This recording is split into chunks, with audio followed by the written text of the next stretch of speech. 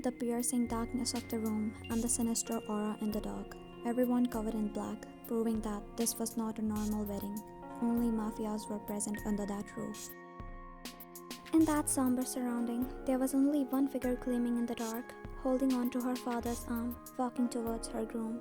This should be something very special for her, but it was just fading in the dark.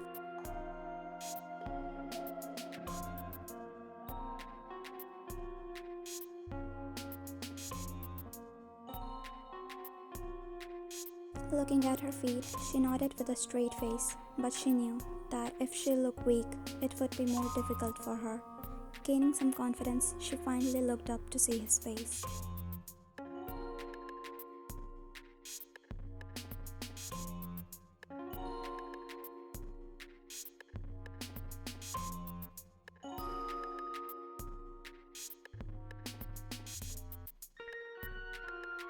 The time flew away as the priest was done with the vows, but she was still lost, not until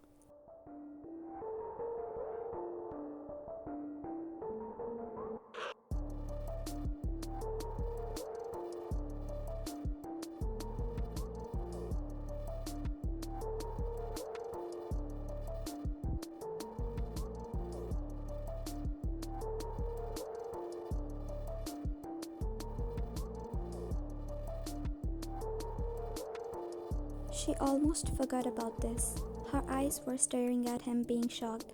She thought to wait for him, but he didn't make any move. She looked around only to find people staring at them. She gulped hard as her mind was messing with her.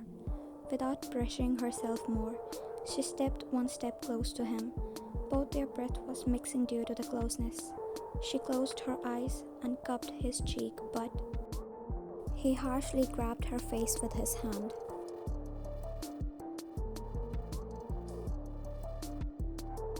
There was not a single person who didn't shiver listening to him. Now everyone knew why he's called the Beast. His aura was devilish in every possible way.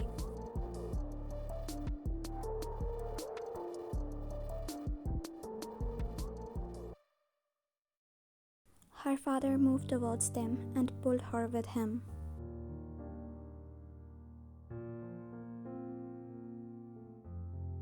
With that one sentence, he started walking to the exit. God knows how he was able to walk that perfectly without seeing anything.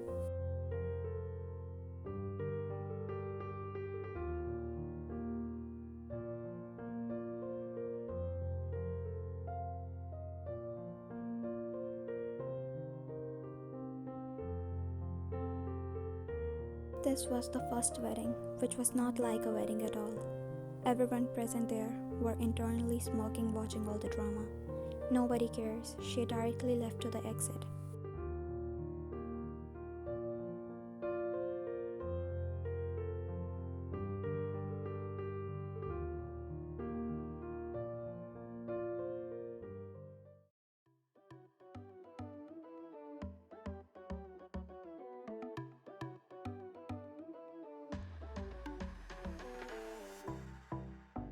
Struggling with her long gown, she somehow reached towards the entrance and stood in front of the guards while folding her hands.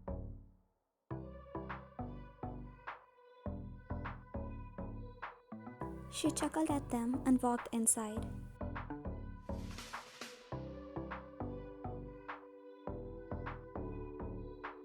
All the maids and other guards were gathered together, and the moment she stepped in, everyone bowed at her, making her startled a little.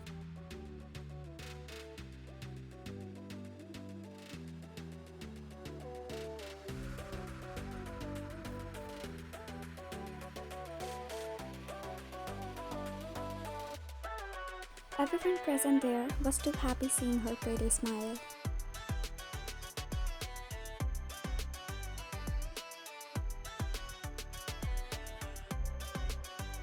The maids helped her handling her gown as others showed her the room.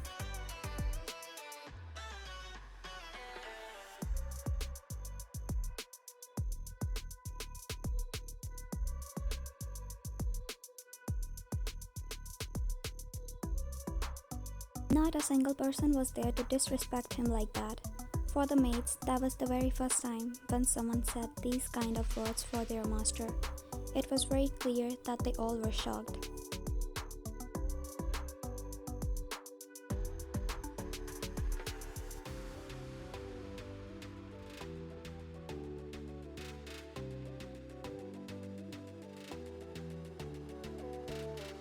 All the maids didn't know what to say now.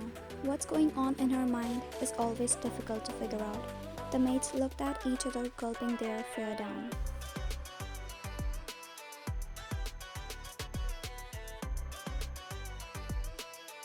Passing the smile back, all the maids left her alone as her doe eyes looked at the room carefully.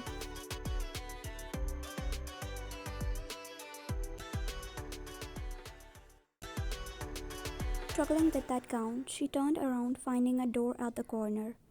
Unknown to this new place, she went towards that door.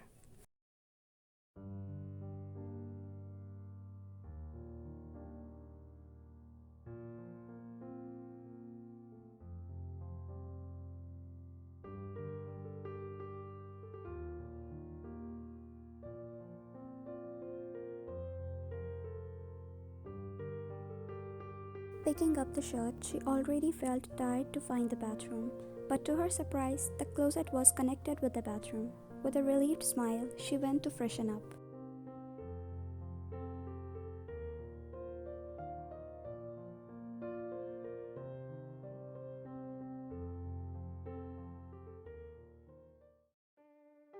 She got hit by someone's muscular chest that made her stumble back a little. Rubbing her head, she looked at him while frowning.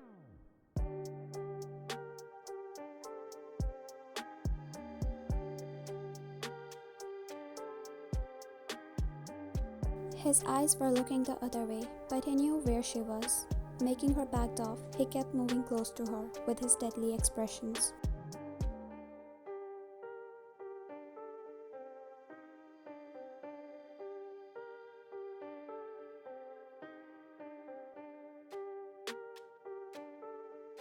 He stopped on his track once he found that she's already stuck to the wall.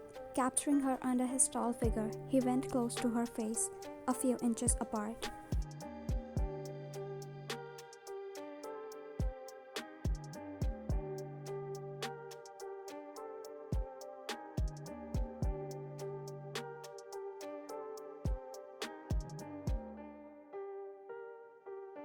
Out of the blue, those words came out of his mouth. She looked at him frowning as he backed off, but she didn't move an inch.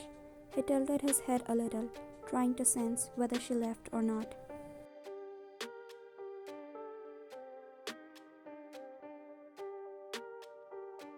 He stood straight for some good seconds and again walked close to her.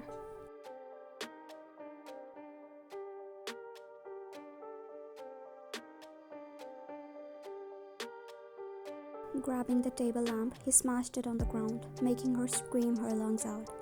Glass pieces were already shattered on the ground as she slowly opened her eyes to see the mess.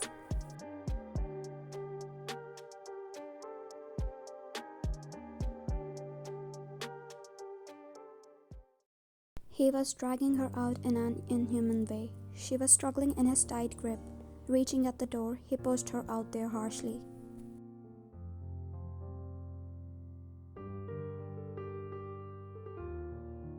Her heart was racing abruptly. She stopped dead, stood there when he saw him bleeding, but he didn't even care.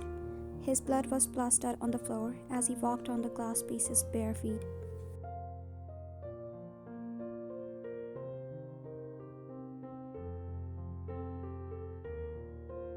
Though she hates him, but still she was worried seeing him like this. It's not easy to see someone in pain. Even if she wanted to help him, she just can't.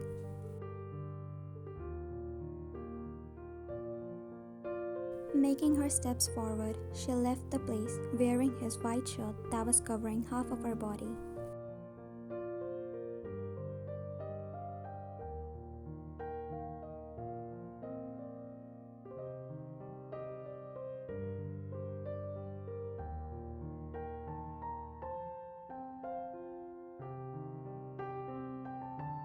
Now she was more confused. Barely 4 to 5 hours she stayed here. but it was already too hard to understand everything. Her mind was rolling down the hills. She didn't know how hard it going to be.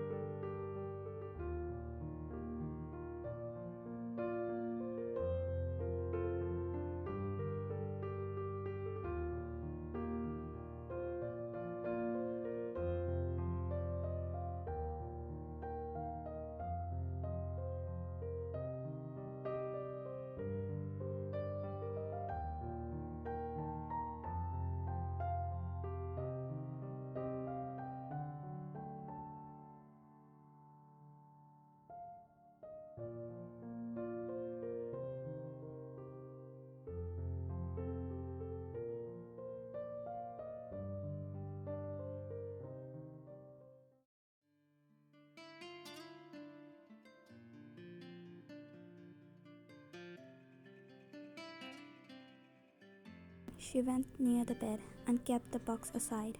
A deep sigh left her mouth as she looked at him.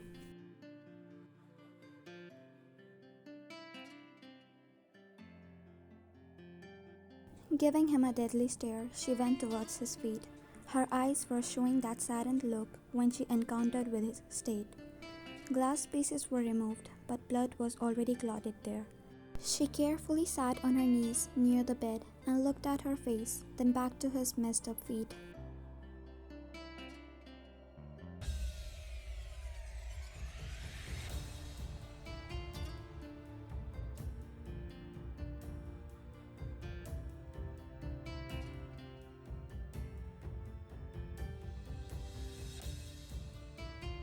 A frown instantly took place on her face as her eyes examined his hands and leg.